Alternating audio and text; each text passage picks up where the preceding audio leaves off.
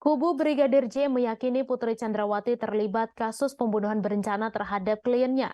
Kuasa hukum keluarga Brigadir J, Martin Simanjuntak, mengungkap alasannya meyakini hal tersebut.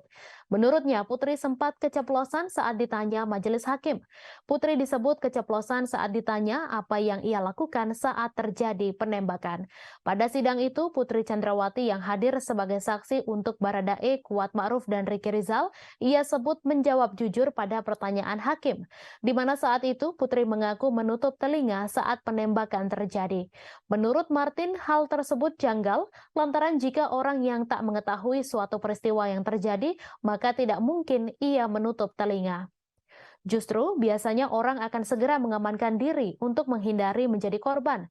Misalnya entah itu masuk ke dalam kolong meja, kolong tempat tidur, atau segera menelpon para ajudan ataupun suaminya agar segera diamankan.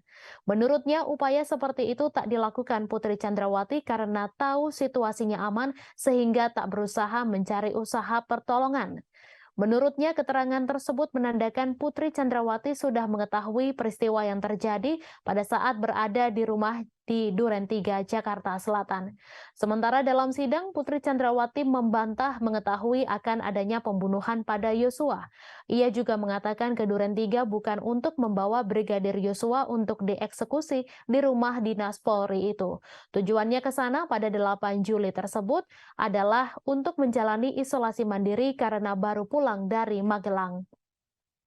Verdi Sambo juga menyampaikan bahwa istrinya tak terlibat pada kasus tersebut dan tak mendengar adanya pembicaraan soal rencana menginterogasi Yosua. Bahkan Verdi Sambo menyebut dirinya belum memutuskan kapan akan menginterogasi Yosua dan dilakukan di mana terkait dengan cerita istrinya yang telah dilecehkan di Magelang. Pada sidang Senin lalu, Putri Chandrawati untuk pertama kali mengatakan dirinya mendapat pelecehan dan kekerasan seksual dari Yosua atau Brigadir J. Ia mengaku dibanting di rumah Magelang lantai 2, sementara Kuat Ma'ruf menyebut saat itu melihat majikannya dalam kondisi rambut acak-acakan. Selain itu, ia juga mengatakan bahwa kondisi kamar tidur istri Verdi Sambo itu juga sedang berantakan.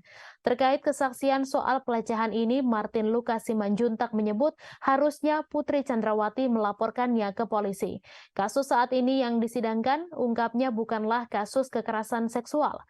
Bila ingin diangkat, harusnya segera dilaporkan dan disarankan ke Bareskrim agar cakupannya seluruh wilayah Indonesia. Ketika Putri masih berupaya untuk menghadirkan tuduhan sebagai korban kekerasan seksual, sebenarnya Putri sudah terlihat berbohong.